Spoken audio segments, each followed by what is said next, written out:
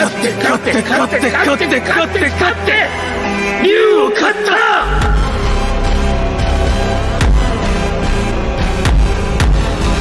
les gars, j'espère que vous allez bien. On se retrouve aujourd'hui pour parler du double épisode final du cours 3 de Bleach Thousand Year Blood War. Donc pour le 39, il s'intitule The Visible Answer et pour le 40, c'est My Last Word. Donc franchement les gars, déjà première chose que je voulais vous dire, c'est que ça a été un plaisir de suivre Bleach cette année pendant pratiquement 3 mois. Vous savez déjà que je le disais dès le début du cours 3, c'est que cette partie-là de Bleach, c'est celle que j'appréciais le moins. Et bah au final, avec cet animé, je peux vous dire clairement que j'ai préféré cette partie à la partie 2. Franchement, j'ai beaucoup apprécié cette partie-là de Bleach, en animé surtout. Et c'est passé tellement vite, en fait, c'est que ça veut juste simplement dire qu'on a bien apprécié ce que j'ai vu. En tout cas, personnellement, j'ai beaucoup apprécié ce que j'ai vu, que ce soit les rajouts sur Uryu déjà en premier lieu, sur Ichigo, leur combat original, les rajouts sur Ukitake, ça a été un plaisir aussi. Franchement, la mise en scène qu'il y a eu pendant pratiquement tous les épisodes, même l'animation, franchement, il n'y a rien à dire. Parce que je trouvais que, en fait, sur le cours 2, en fait, j'aimais beaucoup en manga, parce que voilà, le dessin de Kubo, etc. Et au final, en animé, j'ai beaucoup moins apprécié. Je trouvais que c'était vide, en fait. Les combats majeurs, en fait, ils ont été bâclés, c'était très, très rapide. Même le ciel rouge, en fait, ça a tout cassé, en fait. Et au final, ce cours 3, j'ai beaucoup aimé. Donc déjà, pour parler de l'épisode 39, il reprend directement après que Jugram ait battu Base B. Concernant Jugram, qu'il est le Almighty, j'ai trouvé que ça a été bien fait, en fait. Même avec du coup la porte du soleil qui nous est teasée depuis le début de ce cours 3, visuellement c'était vachement beau. Pour parler du passage avec Askin, donc malheureusement ils ont gardé ce passage-là avec Ichigo, ce que j'étais sûr qu'ils allaient le faire. Bon, à un moment c'était bizarre parce que pendant l'épisode de Kyoraku, il lui dit qu'écoute, t'as pas été empoisonné par mes aptitudes, il dit quelque chose comme ça parce que voilà, il a été entraîné par la division 0, etc. Donc je pensais que peut-être que ce côté-là allait être enlevé, mais non en fait. Donc Askin, il peut gérer les doses létales de n'importe quel élément, c'est-à-dire s'il veut le reishi, s'il veut le sang, peu importe. Donc en fait, voilà. En fait, ce mec-là, pour le tuer, il faut en fait le one-shot. Parce que s'il a le temps de s'adapter à ta pression spirituelle, à un moment ou à un autre, tu lui feras carrément plus de dégâts en fait. Donc j'ai été vachement choqué quand même, agréablement choqué bien évidemment, du passage quand Yoruichi arrive, que ce soit les impact frames qu'elle fait quand elle fait son attaque, ça a été vachement stylé, plus avec la musique là. Visuellement, c'était très très joli à regarder. Le chara-design des personnages est vraiment magnifique, franchement, j'ai jamais vu Yoruichi à un tel point classe et belle. Et quand elle fait son attaque, vraiment rien à dire, c'était vachement beau.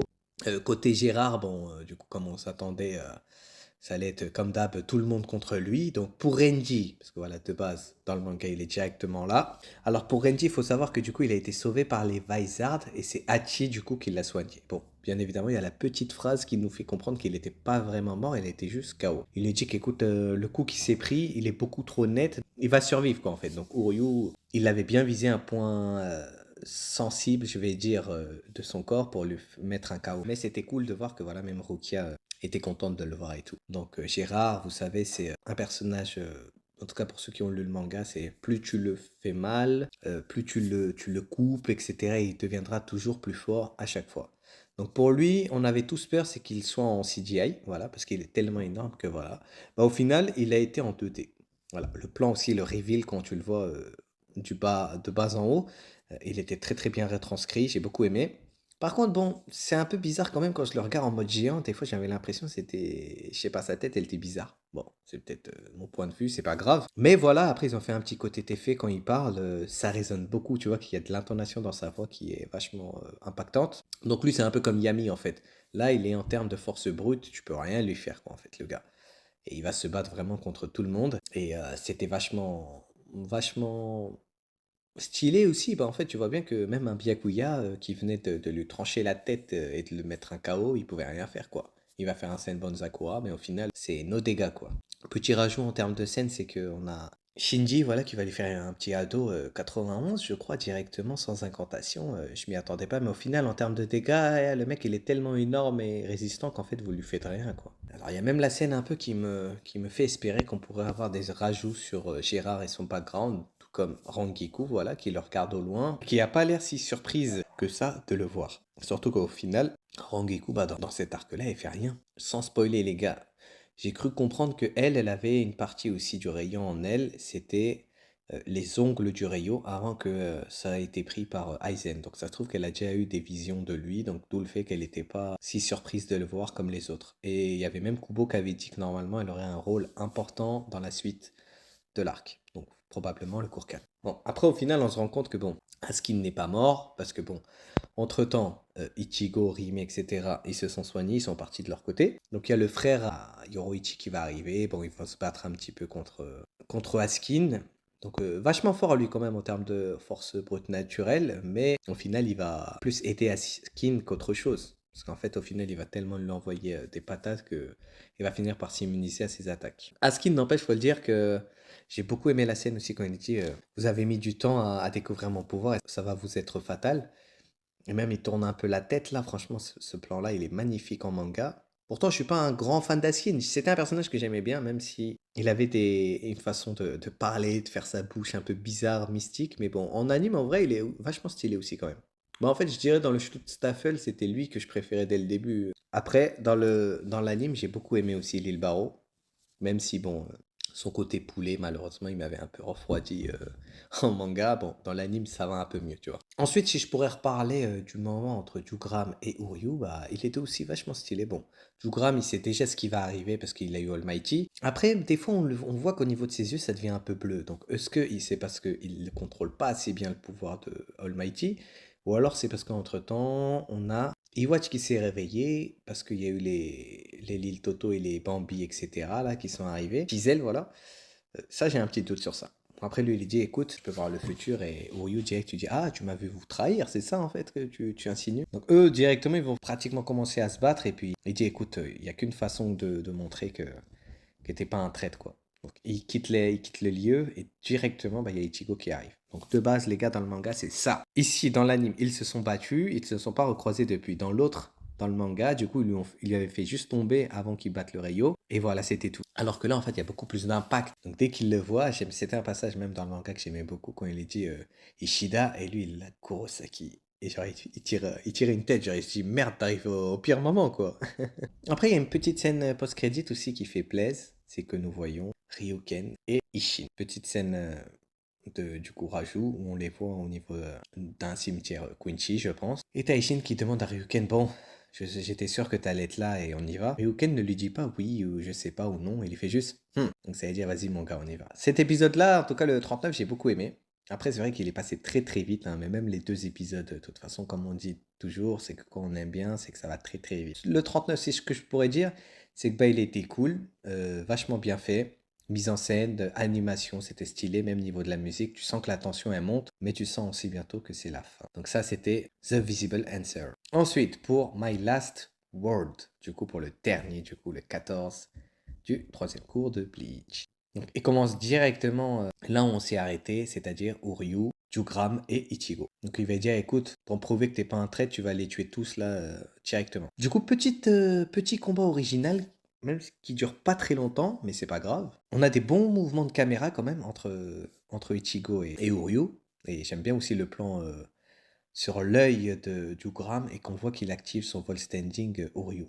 C'était bien fait. Donc, petite esquisse, tout ça, c'était vachement cool. Et franchement, les chara-design dans cet arc-là de Bleach, franchement, les personnages, ils sont magnifiques à regarder, les gars. Déjà, hors animation et tout, je le dis depuis le début, le chara-design des personnages, comment ils sont dessinés, comment ils sont faits, c'est vraiment magnifique. Et là, du coup, on voit bien qu'il y a un Ichigo un petit peu plus sérieux. Même, tu peux voir qu'il utilise une façon de se battre, un petit peu un battle IQ, comme on dit, l'expérience de combat un petit peu plus intelligemment. Carrément, j'étais choquard du moment où il coupe entre guillemets le palais en deux, quoi. Il fait un Ketsuga Tensho et il coupe le palais et tu te dis, bah en fait, en haut, il y a Yuha qui est en train de dormir et il a dû sentir une petite secousse. Il s'est dit, oh, c'est dans mon rêve. Ça m'a fait un peu de la peine quand je voyais même Orihime et Chad en train de regarder le combat. Tu vois qu'Orihime, elle a envie d'intervenir, mais elle sait pas trop quoi faire. Le moment que j'ai bien aimé aussi, c'est quand, du coup, il y a une petite explosion et on voit le Zangetsu lancé par Ichigo, mais ensuite, Ichigo, il fait un petit coup d'épaule à Oryu pour le faire tomber et il récupère Zangetsu, il lui fait un Getsuga directement en pleine face. Et du coup, pour le dire, franchement, cet épisode-là, je pense que c'est l'un des meilleurs épisodes qu'on pouvait avoir sur Oryu.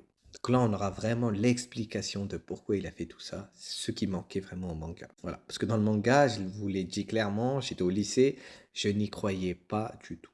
Alors que là, au final, depuis le début de cette partie 3 de Bleach, avec l'animé, bah, même si je suis un lecteur du manga, j'étais beaucoup plus investi dans la potentielle trahison de Uryu. Faut dire qu'il les a rejoints en fin de partie 1. Dans la partie 2, même s'il ne fait rien, il est à leur côté, etc. Bon, il était chez la division 0. La partie 3, il a envoyé d'attaque. Il a tué Senjumaru. Il a tué Ichigo. Il a mis un drop à Renji. Franchement, il était d'attaque, quoi. Donc, on apprend qu'en fait, depuis le début, quand il avait lu le livre de son grand-père, du coup, je crois que c'est Soken qui s'appelle, si je ne dis pas de bêtises. Donc, on a une petite scène rajout sur son grand-père, que lui dit qu'écoute, c'est notre devoir d'arrêter Iwatch. Voilà. C'est pas le dieu des Kunti qu'on pense il est méchant. C'est de sa faute, voilà, l'os Allen, etc. Donc, malheureusement, on revoit encore une fois Masaki se faire enlever ses pouvoirs. Donc, comme on le savait, c'est que Ishida, ça a été le seul Quincy de sang impur, du coup, qui n'est pas sang pur Quincy, parce que de base, Masaki était de sang pur, mais vu qu'elle avait été attaquée par un lot, elle était devenue de sang impur. Et du coup, Katagiri, sa maman aussi, n'était pas une sang royale, comme son papa. Voilà, donc lui, c'est un sang mêlé. Voilà, pour que vous ayez l'explication. Et du coup, on a une scène rajoutée, du coup, on va voir que du coup, il y a l'Oswellen qui est utilisé, et même sa mère, au final, elle a rien.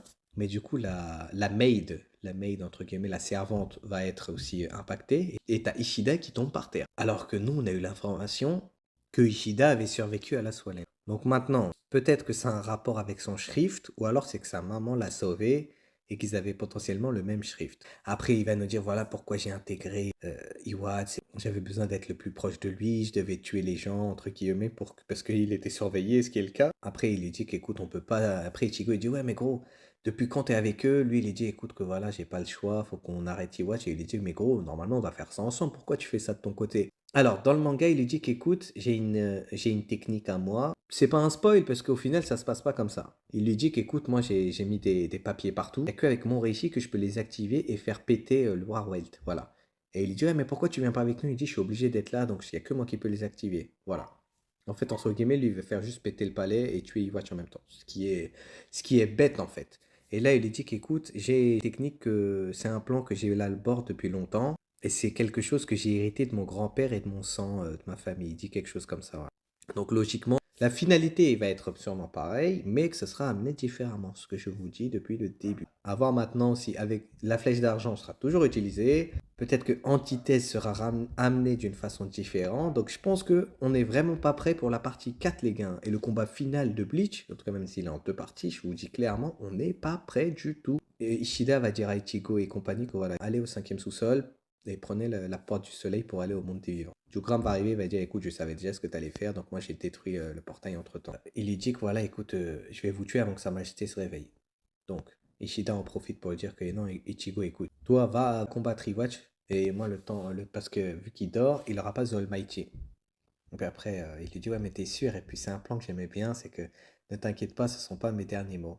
Voilà. D'où le fait que c'est My Last Word. Ichigo s'en va. Et puis j'aime beaucoup cette scène aussi avec Ishida. Je pense que le combat Uryu Ishida contre Jugram va nous mettre tout le monde d'accord. Je pense qu'il sera pas cut de la moitié. Et même, ça fait plaisir de voir un Ishida plein d'espoir. Comme il dit justement, Jugram, il est un peu choqué. Pour la première fois, on voit Jugram sourire et il dit tiens, t'es un homme nouveau là, tu as plein d'espoir un peu. J'aime bien aussi le fait que quand il emmène son arc, et devant lui, ça laisse une petite trace de Reishi. Ensuite, on peut voir le titre de l'épisode du coup.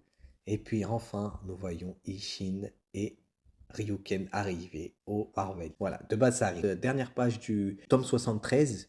Mais là, du coup, ils sont là un tome avant, les gars. Ils sont là un tome avant. Donc, logiquement, ils auront un ajout conséquent. Je pense qu'ils vont être là pour aider en premier lieu à tuer Gérard. Je pense que ça va être comme ça. Peut-être qu'on aura un Ishin Bankai avec un Ryuken Prime.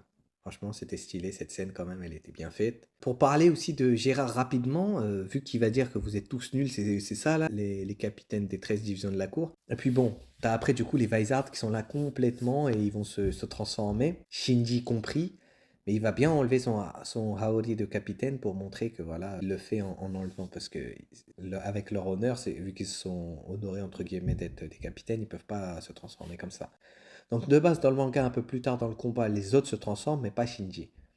Donc c'était stylé de revoir un peu une transformation. C'était comme pendant l'arc Fei Karakura. Mais bon, ils vont se manger un drop. À voir maintenant qui va vraiment tuer Girard.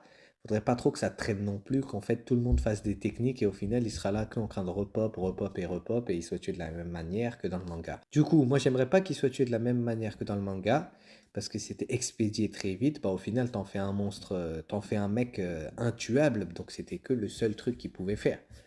Donc, j'espère pas qu'ils feront ça. Ensuite, pendant que Ichigo, Orihime et Chad sont en train de monter les escaliers, on voit un petit peu tout le monde où est-ce qu'il en est. Tu peux même voir Mayuri qu'il est dans l'eau, etc.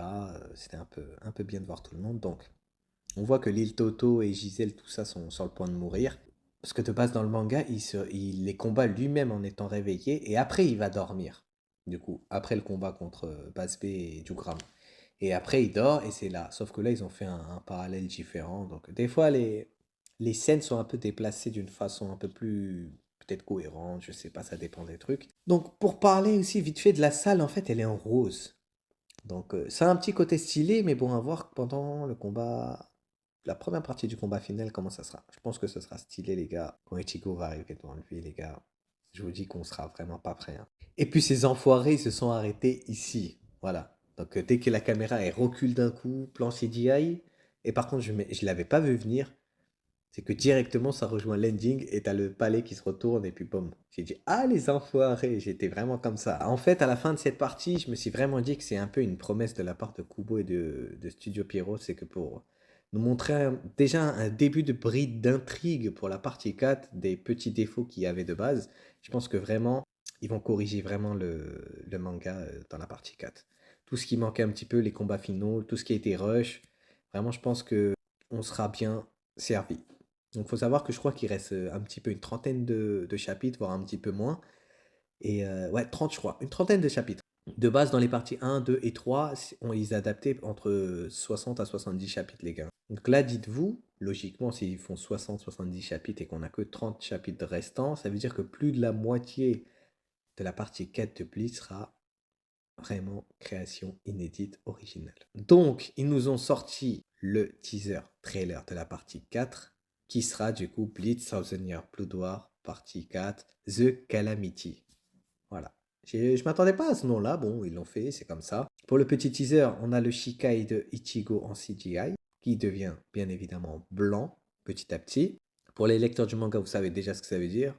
Et pour les fans d'Ichigo, vous savez déjà ce qu'on va manger. Ça se rapproche, il y a une nouvelle transformation, donc vous savez ce que c'est. Et ensuite, ça se découpe. Donc logiquement, ils vont garder ce même moment. Je n'ai jamais dit qu'il n'y aurait pas le même. Maintenant, est-ce que ça sera montré dans un potentiel futur de à quoi est-ce que qu'est-ce que ça avait comme pouvoir et ensuite ça sera détruit, à voir. Par contre, du coup, nous n'avons pas de date, alors qu'en fin de cours 2, on avait du coup juste le 2024, sans pour autant avoir de date précise. Là, du coup, on a juste un truc en CGI. C'est une bonne chose et une mauvaise chose. La bonne chose, c'est qu'on aura probablement une bonne qualité vraiment et ça sera respectueux de A à Z. Surtout que je pense que s'ils ont pris autant de temps, c'est que justement parce qu'il y aura plus de scènes originales, donc ils ont besoin de plus de temps. Parce que quand tu as déjà le manga, tu as juste à te, entre guillemets, calquer sur ce que tu as déjà. Et là, du coup, ce sera un peu, vu que ça sera créé de A à Z, ils ont besoin forcément de plus de temps. Je vois quand même la partie 4 de Blitz sortir, je pense, entre janvier et mars 2026. Voilà. En tout cas, d'ici un an, mais je m'attends pas à avoir un truc en 2025. Tant mieux s'ils aient plus de temps, vu qu'ils ont eu en plus un an pour faire la P3. Pratiquement, regardez comment on a été servi. En termes d'animation, je pense que personne ne peut dire que c'était moche cette année. Donc je pense que clairement, les gars, la partie 4 va mettre tout le monde d'accord et j'ai très très hâte. Malheureusement, la mauvaise chose, c'est qu'on va devoir attendre. En tout cas, merci à ceux qui sont restés pendant les 3 mois où on a regardé Bleach, à théoriser, que ce soit sur les réseaux, sur mes vidéos YouTube, d'avoir suivi quand même ce chemin-là avec moi. Et j'espère vous revoir très très vite. N'hésitez pas à me dire ce que vous avez pensé de ces 2 épisodes finaux. N'hésitez pas à mettre un like, à commenter et à vous abonner si ce n'est pas déjà le cas. Je vais vous dire du coup à très très bientôt les gars sur la chaîne. Prenez soin de vous, on se tient bientôt, ok? Allez, tchuss. Et passez de bonnes fêtes de fin d'année.